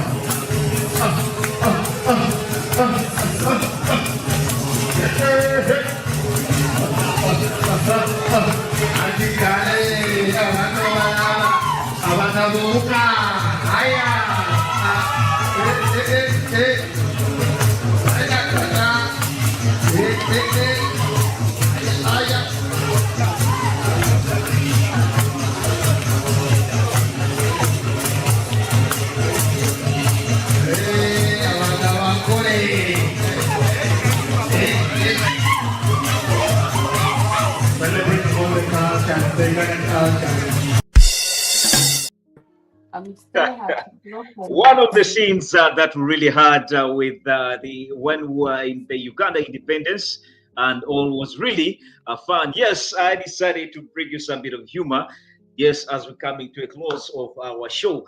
Yes, for those who just joined us, we've been with Dr. Aggrey, and we are sailing or navigating into the European driving license maze, and then actually we're just looking at the dynamics in it, the challenges, and how to fix this. Of which with our topic of with our area of discussion today, where we're dealing with the diaspora stories, as Mr. Dr. Aggrey is sharing his experience. At least we are picking something as a takeaway to learn. And I'll just appreciate whoever has been with us online. Always keep on dropping your comments, share, let your friends know. Yes, the Diaspora Diaries with Dr. Aggrey. And keep it on flowing by subscribing, and with our YouTube channel, keep on following our different media platform, social media platforms. Yes, on Facebook, we're Afro-Dem Reports. Also, Facebook Afro-Dem Reports, YouTube Afro-Dem Reports. We have also other um, sister media platforms. Yes, that's Euroforum UG. We're also available there. We give every Sunday, we have another segment of different topics, so that so impactful. Yes, for now, let's go back with Dr. Aggrey once again, and we come to almost the closure of our area of interest. And the area of interest today is sailing in the European driving license. Once again, Dr. Aggrey, I've been sharing some of the energies you try to bring to us. I never knew that you were a happy man like that. Your dancing techniques were just wow. Dr. Aggrey, it's just that I've shown how you used to the way you're dancing, but on that day, they tried to show different experiences, different culture dances, and you managed to encounter all those. How you learned how to dance, only God knows. But let's go back to the driving license. Yes, I'll just go straight with one little question. Yes, you've talked much about what you've learned, and the frustrations you've gone through, which frustrations have also brought a lot of lessons to you. So, in case you are the president of Uganda, in case you're president of Uganda and having sailed into the European driving license, what takeaway would you take, or what reforms would you love to implement in Uganda, given the fact that at least you've gotten some experience of the driving license of Europe? What reforms would you love to take back home in Uganda? Thank you, Mr. John.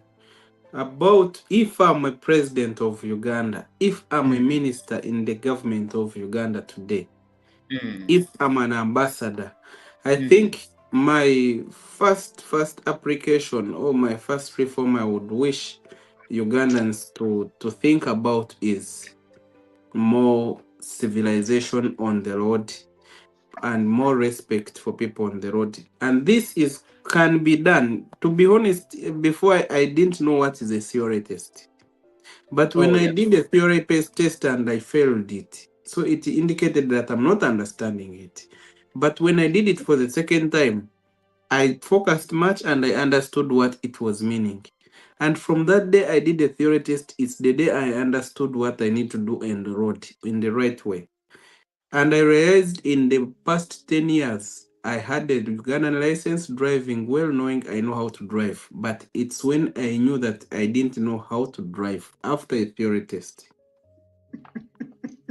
So, to me, to a Ugandan government, I might not be a president today, but I would advise, let's have a theory test for people, because if we have it in Uganda, and mostly you see in Uganda these days, yesterday they were benchmarking, they were introducing again the camera road lights, the road lights on the road, but people are not aware what is the camera for speed, what is it, the purpose, why are you, but in theory test all this is included. So someone is going to sit in the car knowing the implications of overspeeding, not fining him because he has done overspeeding.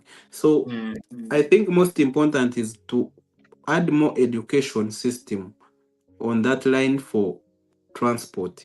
And something else I would emphasize more is like to put more signposts on the Ugandan roads, mostly on the highways, not only in the cities, but on the highway, for someone to know in this place there is a sharp corner, in this place there is a bridge, in this case there is a lot of accidents, so calm down, or the weather is not good. For example, you see roads here, they are really uh, digital, like the signposts on the road, some of them are digital. When it is raining, then the signpost will be 110 to drive. And when it is sunny, you drive 130 per kilometer. So in Uganda, we expect such kind of things to be on a highway or express. If it is okay and it is not snowing or raining, let's drive normally. But if it is raining, like on Entebbe Highway, let it not keep 80, let it come to 60. So we should learn how to adjust speed according to the kind of weather, situation, traffic, and time. So all this, we can't advise people to do so before giving them theory test, before sitting in the car. And in this situation, also having a theory test, because when I made my research, why are we forced to do the theory test, is that also these countries, they see we lack that, and that's why they are making our driving license to be low, of a low value. But if we can do a theory test as Ugandans, so I say I wish I did it in Uganda, theoretically. Then here I could just change my Danish Uganda license into a Danish one without bothering to do another theory test. But it's so unfortunate that in Uganda, I had my friend who is a traffic police officer, but she don't have a driving license. But she's getting people on the road that are breaking the laws for driving. So it means I don't know which kind of course like the traffic officers do in Uganda to be a traffic police officer.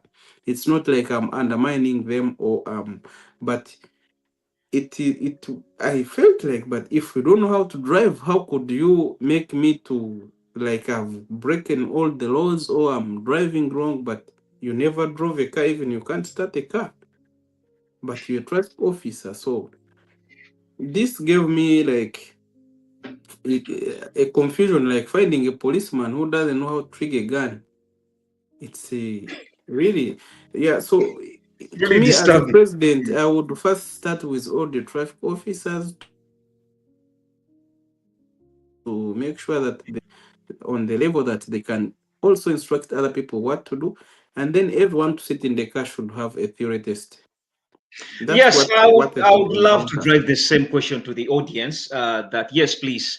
In any case, if you come from a third world country, what other, if you've acquired a driving license from Europe or USA or the first world countries, what other reforms as a third world country, would you love to take to your home country? So it's just a question I would love to also share to the audience. Please, what other reforms would you love? Case in point, if you come from Uganda, what reforms would you love our country to have when it comes to the driving license experience? Yes, away from that, another one is yes, Dr. Aggrey. We're coming almost to the conclusion of our show, but someone who's just willing to start a driving license, who has just seen our show today, if if it's just starting from scratch, what are some of the key points in plan to get a license fast? The key points, if he's planning to get the license and he has work here, he should first plan his finances. That is number one. Because when you're going to get the license, they tell you it's free. But as soon as you start the process, you will see how money goes. You will not understand. And I can tell you that the license of Denmark, you can get it at 10,000 Danish kroner. It has no price. Even you can start it today and get it at 3,000 Danish kroner or 1,000 Danish kroner, depending on how lucky you are. So to me, I would advise someone to first hold on with the finances, to have the finance with him, because anyway, after having a license, you will have the guts to buy a car. And then now that's how magic begins. When you buy a car, and not even buying a car, but when you win your license, there are some things that will do themselves magically. Life will really integrate very fast than you expected. So when you're planning to have a license, make more research on what schools that are closer to you might go to, and how long could it take from your work to your school, and check your work schedule if you can have time for that also. It matters. Then you check the season or the period you're going to get the license. If it is winter, please don't try, because you're going to try driving in winter. When you leave work, it's dark. You go to the city, they take you in the roads you're not seeing, and then you go for a practical test when it is during day. But you've been passing there during night. So it will be a total different kind of road you've been driving in during night, and now you're driving in them during day. So that is big problem with winter. I think I did both winter and summer, because it took me 1 year to have a driving license in Denmark. But I encourage most calculate your season very well. Maybe start when early March, when winter is ending, so that you get it in November. It is very good plan like that. You get it in summer. Wow. Yeah. Yes, Dr. Aggrey, time is not so much on our side, but sometimes I don't want to leave people's questions, but what can we do? Let's, take these two questions. One, someone is just asked, one CDA Jackson is saying that, yes, thank you, Dr. Aggrey, for the work done, and your experience is wide. Essential to some of us, but I would love to ask one question. Yes, being a Ugandan and I'm a Ugandan, where do you think most of these road accidents come from? Is it from the drivers, driving school, bad roads, or pedestrians? No, So it's basically both. is wondering what causes the major accidents? Are we the drivers, an issue of the bad roads? No, but it's not but it's the drivers. To be honest, it's the drivers, because at least 80% of the accidents are always taken by the drivers trespassing where they are not seeing. 2, overspeeding. 3, I never, the accidents are there like bad roads. Maybe you drove a car and the tire burst, and that was a cause of accident. That also here it can happen. But most important is most accidents happen because drivers, one, they don't know what they are doing on the road. They just start the car, and when they start the engine and the car is moving, is ready to go. Even me, myself speaking, I passed straight driving school, but before going, even I went to driving school so that it can be easy for me to have a driving license. But before, I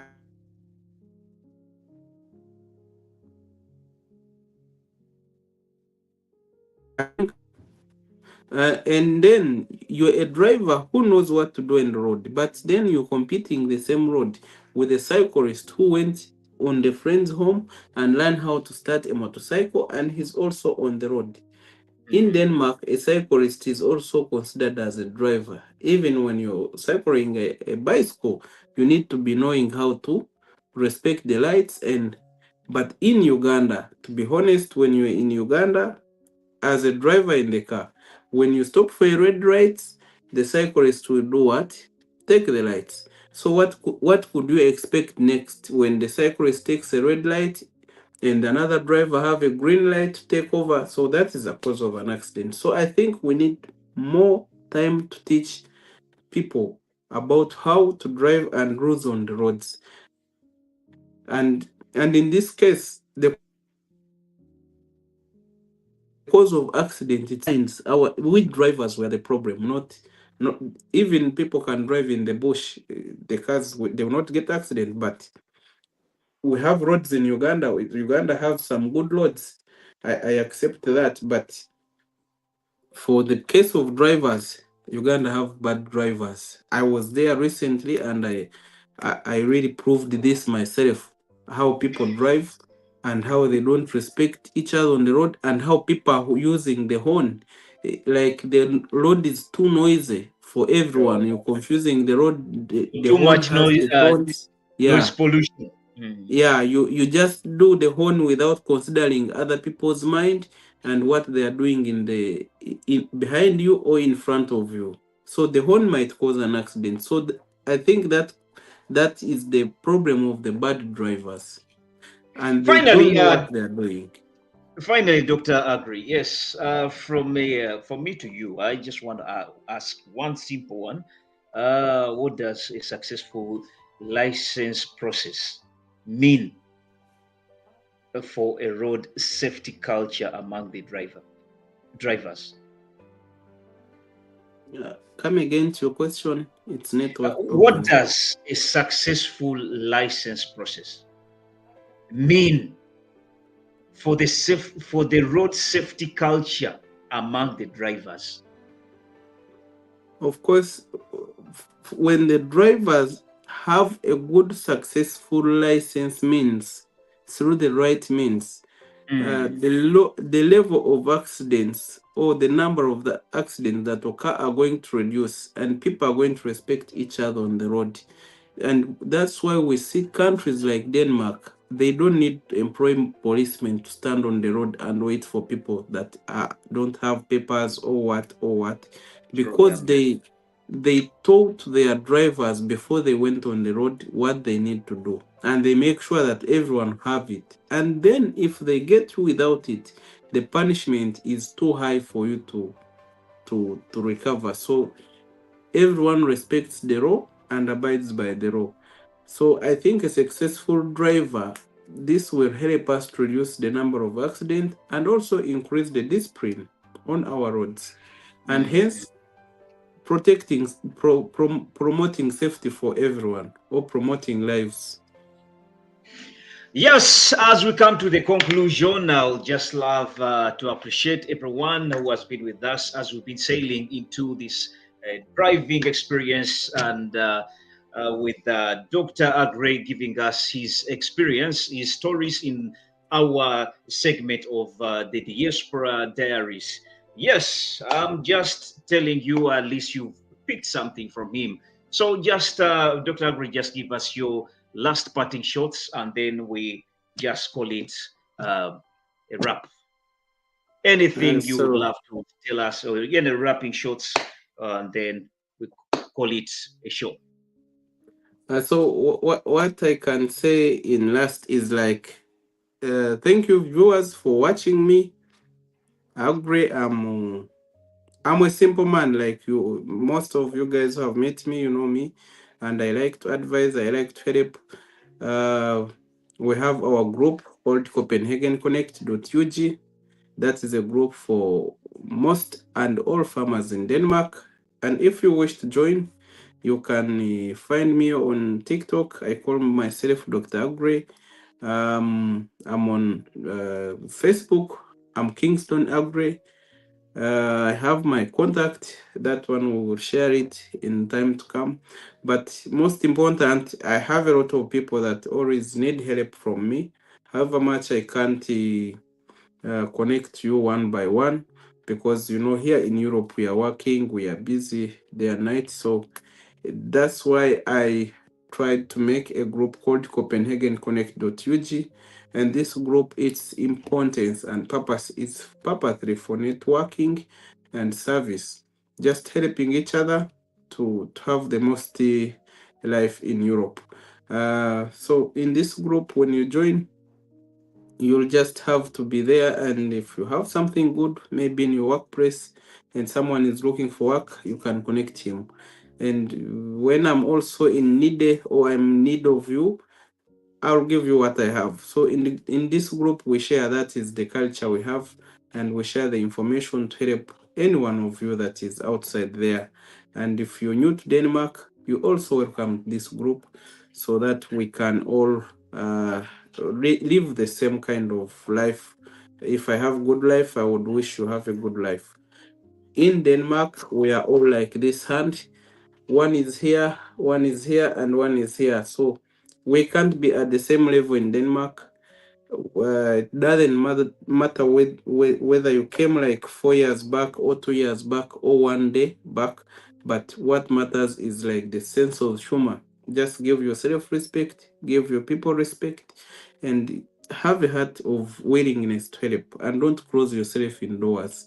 Always come out to support the Ugandan events and what is taking place with other fellow Ugandans, and that's how we can move our life here in Denmark. So I would like to thank everyone that is present for the time being, and I send greetings to you people all in Copenhagen Connect with UG. I salute my people of Work Vegera, that is the circle we have, and also on the bigger picture, I salute my embassy in Copenhagen, and currently it's doing a big job. You guys who are there and you don't have your national IDs renewed, and the passports that are expired, and you need the dual citizenship, this is a period, this is a situation. And if you'll be in Copenhagen tomorrow, I'm coming there. Also, my national ID is to be renewed. And of course, it has to be renewed. So there is that service going on. If you're there and you need any more information, you can contact me for your guidance so that you can be directed to the embassy, and there are people there. I give my regards to Madam Musimenta Gloria. This is our migration officer in this office. Lastly but not least, I send my greetings to my mother in Uganda and my daughter, and also my dad and my family at large. Thank you all, and have a good night.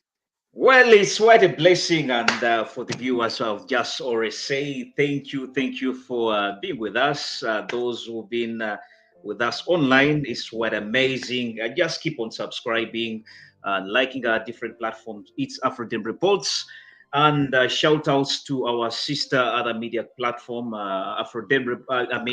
Euroforum UG. We're also there when we try to showcase other services that side. But for now, we're here on Afroden Reports, trying to go into the Diaspora Diaries, and showcasing today is Dr. Aggrey giving us his experience with the driving license in Europe, its hurdles and lots of things, and its significance of having attained it, and all has been really very positive. Yes, just keep on subscribing. We shall be bringing in more and more and more with you, so that we at least we share, and then we equip ourselves with knowledge. Hey, in Luganda we say onalia no nalia yemere genda. I just say that sharing is caring, and we appreciate.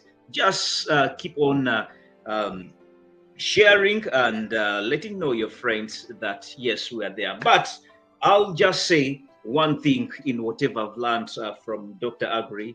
It's always good to be resilient on an issue. If you have a target, no matter the hurdles that come, keep on sailing. I've liked the fact that there comes a moment when you have to be yourself when you're encountering challenges, so that you can reset. Over talking when you're encountering challenges. Sometimes if you want to succeed, you can even put your family aside and you sail alone. Don't talk too much and stick on your goal. It was a good one. I loved. And just and moving. If I can speak a little good things for just this is like I had forgotten about this, but all people here, there are always also rewards after winning a driving license in Europe. For example, I can speak few of them. If you win a driving license, this is adding you value as a person living here in Denmark. And so if you win it, you have high chances of getting. For example, I was in a very bad working condition, whereby life is a little bit not easy and hard. But from the time I got my driving license, so I automatically go to a Danish language school because now I can drive to school. And only these two things that I needed in life, they came together, and so they changed my life magically. And today, as of now I speak, I really found a very big opportunity for me and my wife. Because of this, I won like a Danish driving license. Was the cause of this big opportunity I won in just last few months from I got my license. So let people understand a Danish driving license is just not a joke to get. And don't say because me, my farmer is good, I'm doing well, or my boss is okay, I don't need it. Or me, I moved from home to work, I don't need it. Once you get it, your value is going to be multiplied by 2 in Denmark. And so you achieve much. So you find yourself, you have a company car, and you have also good house, because all good house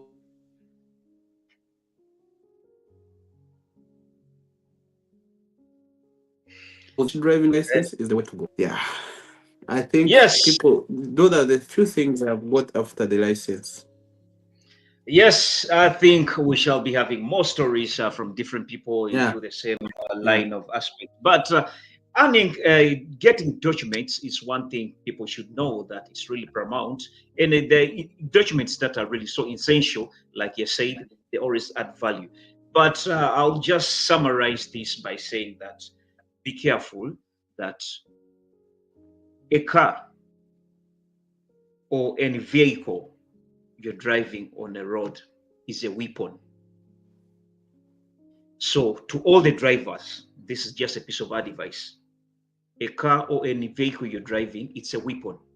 So you're in full control either to kill people or to kill yourself. So be safe. The reason as to why in Europe they make it so very much essential is because they know vehicles are weapons. At any time, they can clear anyone. So while you're driving, just know you're carrying people or you're driving a weapon. And that's why they make it very hard to acquire that weapon. So given that, just say thank you once again, those people who have been with us online, and those who've been on different platforms. Shouts outs to he's called Agi Mutinde. Yes, from YouTube. Most who commented by saying Mushine. Okay. Then there was also another one called Trizy Bridget. I think she's called Bridget. On YouTube also says we're live. Yes, much as you live, you've said tak, we shall also say thank you very much. But that aside, it's been a wrap, it's been a show. We just do appreciate. From me to you, I'll just say from obstacles to breakthroughs, the license journey is very possible. It can be, and there may be hurdles of obstacles, but still breakthroughs are also there. The license journey is very possible. Dr. Aggrey's story shares resilience. Yes, Bole Melako or Malako. And you are not alone who has failed. You can still make it. Personally, me, the worst, I've failed times and later I acquired it.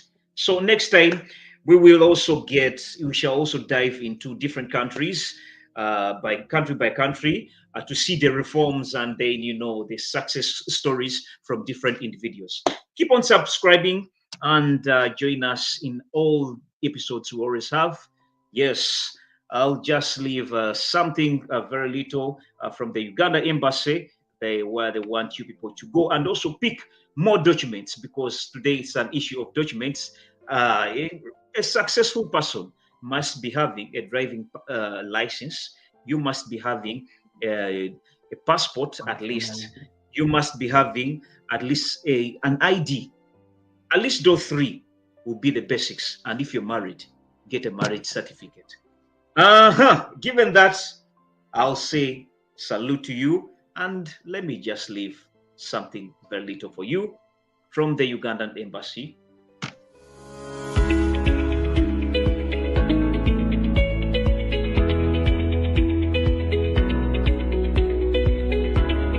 I've been here in Denmark since 1991. That's around 34 years. And of recent, I've been impressed that we can have our documents here, especially the passport, the ID, the visas. So the migration has become very easy. The communication is positive. The staff is willing to help. And that way I'm encouraging all our Ugandans who live here, not only in Denmark, but in different countries of the world, to enjoy that service, that you can both be a Ugandan and be a foreigner in another country. And I've been impressed that now our IDs, the national ID, have also come here, which is still new, but happy to hear. Thank you for the leaders of the embassy, the ambassador, and the people involved. Thank you. You already know. If you're looking for your documents, well, today is a great day because I am at the National Embassy of Uganda, that is here in Copenhagen, to get myself my national ID. And guess what? I actually got that sorted because there was so many mishaps, or around about 2-3 things that I needed corrected, especially with your changes on your documents. If you need that rectified, if you need to renew, if you need anything to do with your documentation, well, come through to the embassy and have that sorted.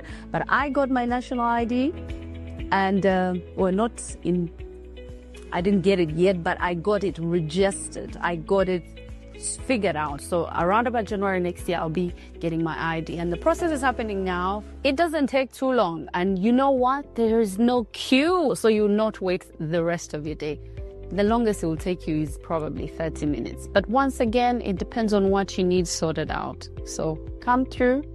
I got mine figured out. Next year, January, I'll have an ID in hand. And you need it. You don't think you need it until you need it. If you're Ugandan, this is the time. Come through to the National Embassy. Copenhagen, not Kampala.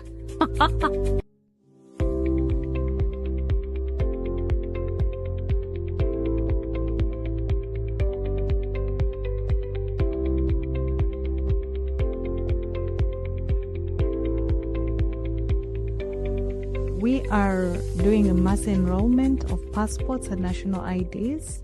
We started in Gothenburg, Sweden, where we enrolled over 200 people, national IDs and passports. We had people of dual citizenship securing their identity. And now we are back at the embassy at Niels Anderson Vai for the mass enrollment from the 3rd to the 6th.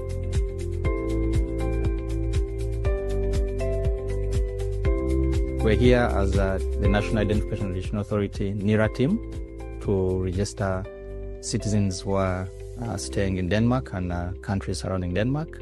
It's been a very good but cold. I don't know how you guys stay here, but the weather here is so... I miss home. I miss Uganda. I don't know, but yeah, respect to you guys who are here.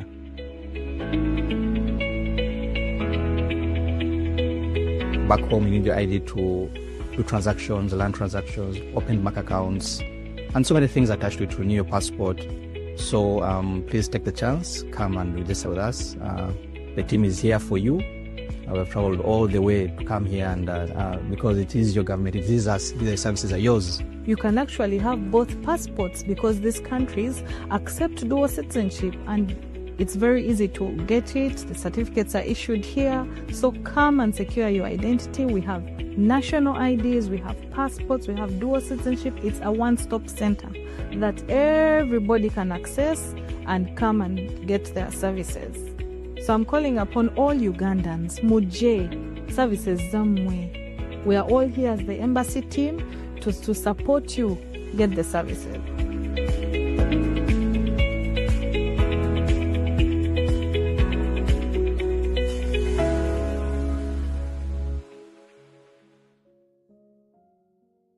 Yes, from me to you, I'll just say thank you very much for being with us. And that was from the Uganda Embassy. And I would just love to say, avail yourself at the embassy if you need any documents. And that said, allow me to say a blessed night and a great weekend. I stay your host, aka Smoggy. And see you into another episode when we're sailing into another area of discussion with other guests. For now, have a blessed night and a great weekend.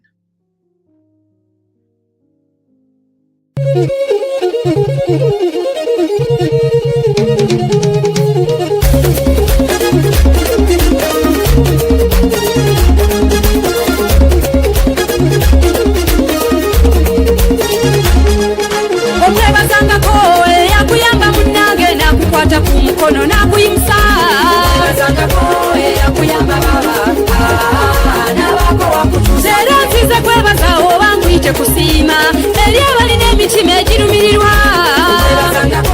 yakuyamba baba nabako wakutuza ekigambo okuyamba tokizanyisa abangi babeera n'obusobozi n'ekibalema okukola yakuyamba